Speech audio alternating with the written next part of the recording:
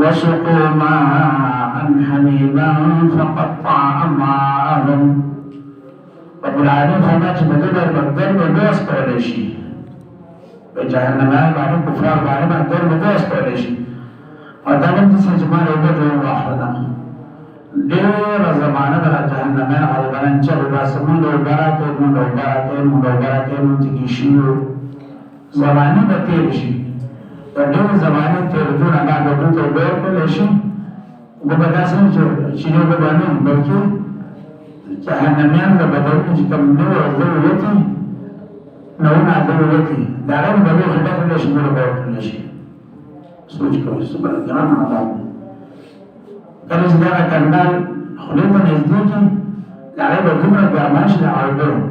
دا مخ دا وخت په هغه کې راوړي دا آیت کلمه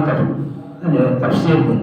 هغه وخت په هغه کوم د دې کې تخته راځي شي په دې وګم ته یو بسي چې دا په دې وخت کې دا نه نشي وسقوا ماء حميما فقطع أمعاءهم. دا په خیمه کې چې دنه سړي هغه ټول به زه شوکت کټ بشي هغه به خارج شي دا به څومره تکلیف معمولي په خیمه کې دغه سره نشي برداشت کولی